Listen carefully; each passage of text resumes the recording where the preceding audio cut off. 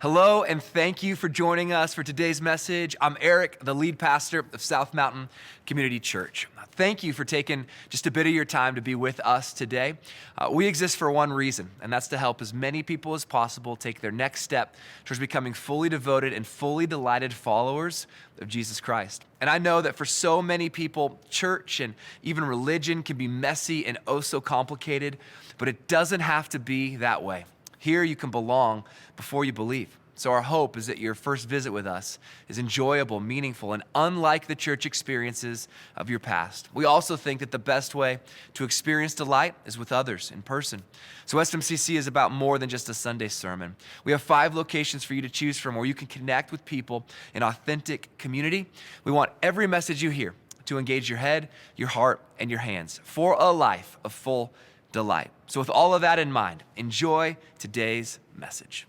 All right, go ahead and bring it in. Is this sad when you have to say, I'm going to watch the game, but my team's not in it? I think that's where most of us are at. I've talked to a couple of people who are excited. A couple of people.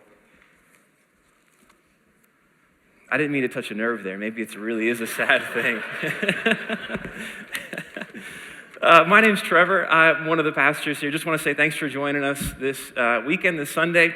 Looking forward to the time together. This past month, past several weeks, my wife and I have been falling into this routine on Wednesday nights that has been great. Where basically every Wednesday we take our kids here in the evening and we drop them off, and then we go and enjoy about 90 minutes of peace to ourselves. And over the past several weeks, there's been one activity that we've been selecting to enjoy throughout that time.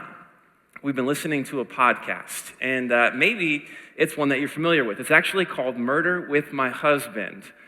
Murder with My Husband. You've probably seen the billboard. It's actually hosted by a couple who are in this valley, in the Salt Lake Valley. And the way the episodes work is the wife, she researches the story of some murder, and then over the course of an episode, she will tell the story of what took place while her husband, who knows nothing, responds, usually with groans of pain and disgust all the way through. And I've got to say, it has been thoroughly entertaining, which is kind of a little bit strange if you think about it, that as a genre of entertainment, there's something that's a little bit strange about it. Because on the one hand, whenever I'm listening to or watching true crime, whether it's a podcast or documentary, I am thoroughly engrossed. I'm captivated. I'm entertained. There's so much mystery surrounding it. And yet, the truth is, every single episode is telling some story that is usually sad and horrific, and in the end, just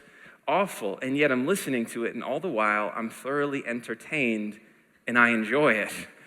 Right? And that got me thinking about how, as humans, there's something kind of interesting about us, that we are fascinated by evil. We are fascinated by evil. And if you're getting worried, don't worry. I'm not going to try and take away your true crime entertainment this week. That's not my goal for today. But I will say that I do find our interest interesting. Right, don't you? And I know that one of the things that happens whenever I listen to these is that, all throughout I'm entertained, I'm engrossed in it, I'm waiting to see how the mystery will unravel. But always, something occurs partway through where I'm reminded that this isn't just entertainment, but that this is a real story with real lives who were actually impacted by it, that someone actually killed someone else, actually took their life, and now they're not here anymore, and there's a whole bunch of sad consequences that have followed from that. And at least for me, I don't know if anyone else does this, but whenever I'm listening to these kinds of things, there's always like this almost emotional hangover by the time that it's done. And I start to kind of turn towards God and even ask some questions sometimes and be like, what? You knew that this was happening. I didn't know it was happening, but you did. And why did you let this happen? You understood that the circumstances were kind of shaping up like this. You knew that this was going to take place. And so, God, why didn't you stop this? I think sometimes we look at the evil that is around us and we ask, God, why do you allow this? And it's kind of a convoluted mess of emotions, because on the one hand, I've just spent 45 minutes being entertained by it, and now I'm feeling sad, and now I'm beginning to ask these questions. And, maybe you're here and you're not even a Christian, and you enjoy true crime entertainment, and you say to yourself, yeah, I enjoy it, but those feelings that arise after, that's exactly why I'm not a Christian. That's why I don't believe in God. Because if there was a God, this form of entertainment, it wouldn't even exist. Because none of these things would have ever even happened.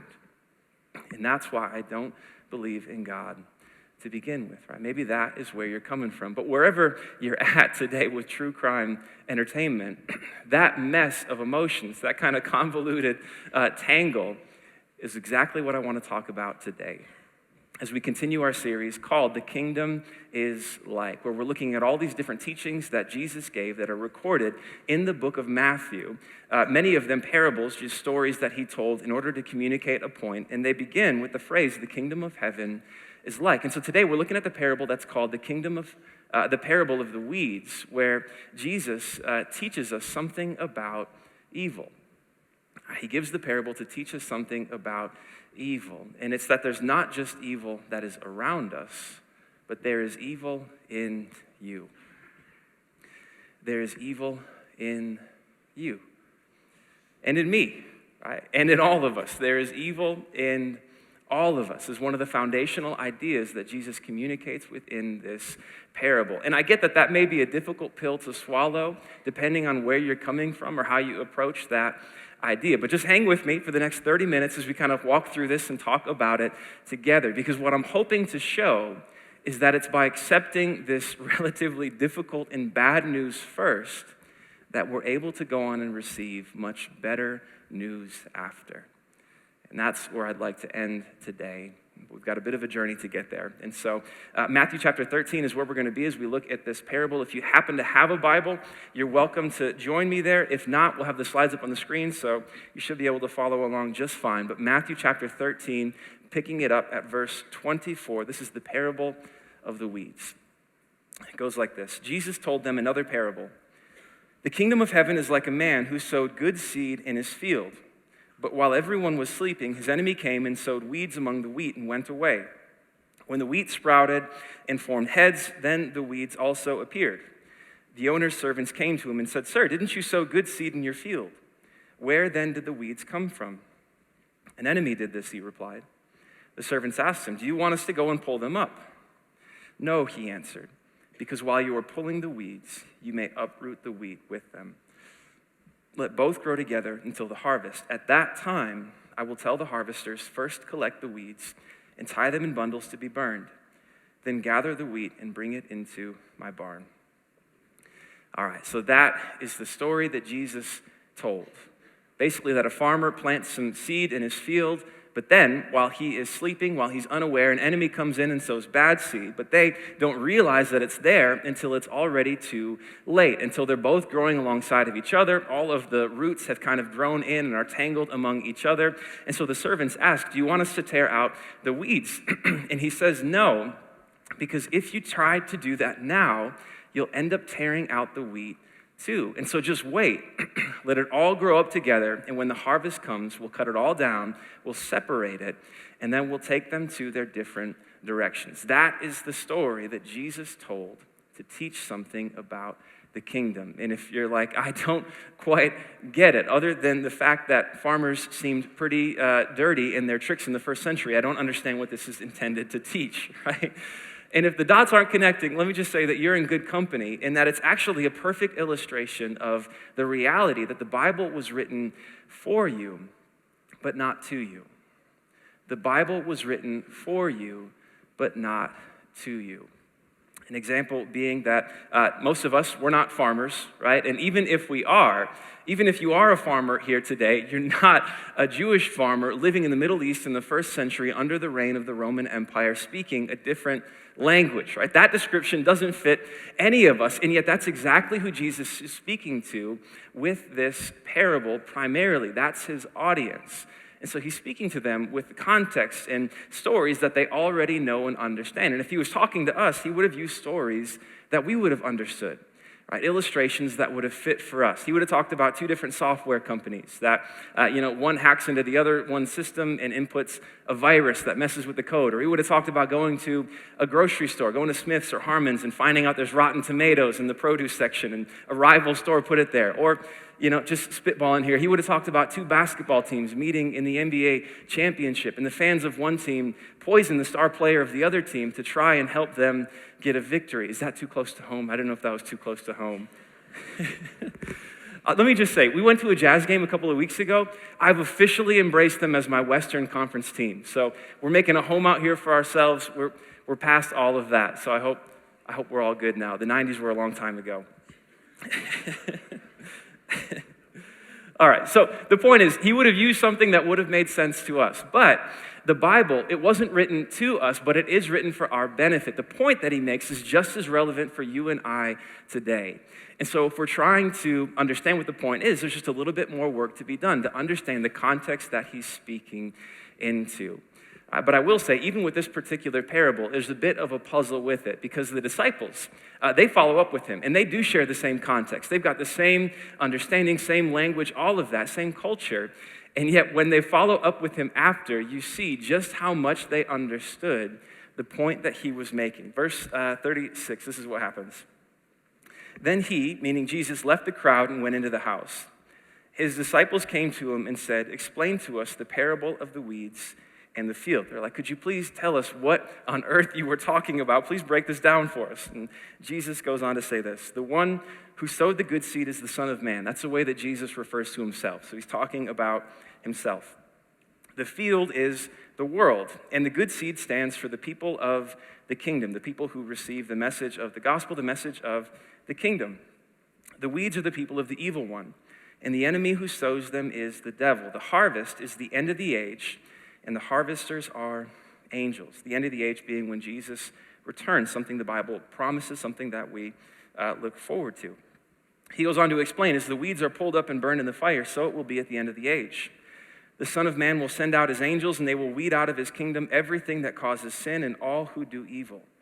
They will throw them into the blazing furnace, where there will be weeping and gnashing of teeth. Then the righteous will shine like the sun in the kingdom of their Father. Whoever has ears, let them hear.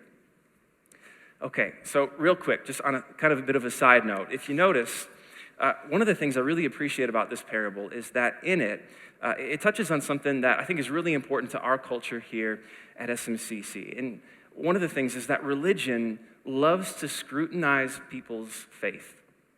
That religion loves to take people's faith, to measure it, to analyze it, to compare it up to some standard to see whether or not the person is worthy. And when they fall short, religion loves to condemn, to punish, to ridicule, to shame a person because they are not worthy according to that religion's standard. In other words, religion loves to do exactly what this parable teaches us not to. To scrutinize and sift the faith of somebody for the sake of condemning them when they come up short. And that's why here at SMCC, one of our values is that you can belong before you believe, meaning you don't have to believe anything that we as a church officially do in order to be part of our community here. And that doesn't mean that we won't, ask questions and dialogue with you and help you to process your experience, but it does mean that we won't hold you up to a standard to see whether or not you fit it and then condemn you and cast you out when you don't. Because it's not up to us to determine your eternity. We trust the process in which God changes people from the inside out. And only God can bring about that change within a person. And so that's something that I just really appreciate, that the parable touches on that within what it's speaking to. But with that, let's just kind of address the elephant in the room. So I wanted to say that along the way, but maybe you were thinking, is this guy really just going to dodge what the parable's actually talking about? So right at the end there, it got a little heavy. Let's just throw that out into the open. Blazing, fiery furnace, weeping and gnashing of teeth. If you hadn't fallen asleep by yet, you caught that there's some difficult language there. Not exactly where you want to spend your spring break this year. And I think in some ways within our culture, we can read passages like that, or even this passage that's using language like that, and it can feel so heavy and almost outlandish that we almost read it as if God is going to punish us in some horrific way if we don't fall in line and do exactly what he's demanding that we're going to do. We can read it in that way, but remember, context. It's written for us, but not to us, and that's not how they would have understood him. Because on the one hand, part of what Jesus is doing with this parable is he's answering and addressing the question, if the kingdom has come, then why does evil still persist? The parable is answering that. But then on the other hand, what's important to keep in mind is that Jesus is speaking to people who are oppressed and who are trapped in their oppression. That they're living under the reign of the Roman Empire. And against that, they don't stand a chance. That these are not people who are free. They are not independent. They are being ruled over by a superpower that they stand no chance against. And so when they hear Jesus promising judgment, they're hearing a promise that finally the scales of injustice will be righted, that so many of the wrongs that have marked their world and their lives and their families finally will be made right.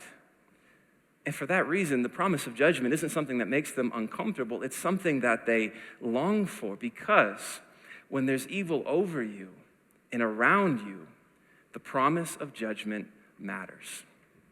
When there's evil over you and around you, the promise of judgment matters. And this is actually something that I think we understand fairly well.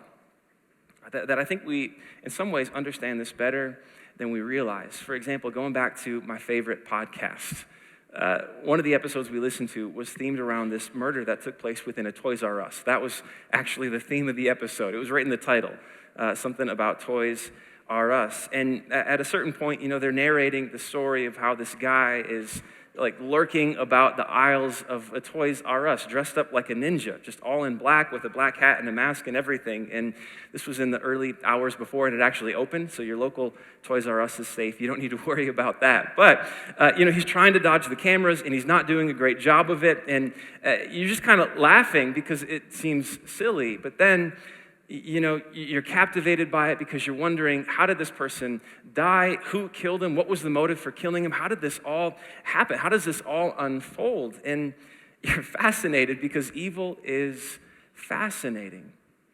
But when you finally get to the end of the episode and you realize that what this actually means is that this man has been killed, and now his wife is a widow, that her husband has been taken, that she's raising 2 young kids entirely on her own, that the kids are never actually going to know their father, never going to have their father in their life, not because he didn't want to be there, but just because someone did something that was silly and stupid and evil.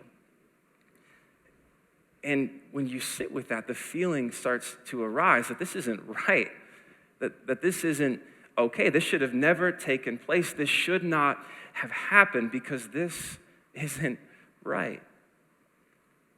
And what that feeling is a longing for judgment. And it doesn't matter really what you do with it, whether you take that to God as a complaint or even if you use it as evidence against his existence altogether. The fact that the feeling is there is proof that the longing for justice and for judgment is something that every single one of us possesses. We all have it inside of us. When we experience evil that is around us, we only start to get uncomfortable when we're confronted with the evil that is in us. Right? Author and apologist Frank Turek, he has kind of an interesting line that deals with this. He asks the question, why do we always think of other people doing evil, but never ourselves? Why do we always think of other people doing evil, but never ourselves? So again, part of the idea in the parable is that there is evil in you and in me. And I get that that's not necessarily great news, and that it can be a difficult thing to receive and to accept. All right, and maybe you're saying, well, yeah, maybe I listen to murder podcasts and I hear about the horrific things that happen out in this world, but I would never do anything like that. I would never actually commit murder. Maybe I get mad sometimes. Maybe my temper flares up basically whenever I'm driving on I-15, but I would never actually commit murder, at least not intentionally. Or maybe you say, yeah, occasionally I enjoy the appearance of another person's body, and maybe I start to daydream about that, maybe even getting to the point that I imagine what it would be like to be with them, to enjoy their body and to sleep with them, but I'd never actually have an affair. I'd never actually cross that line. But I think the very fact that these desires are inside us show us that you and I, that we are attracted to evil.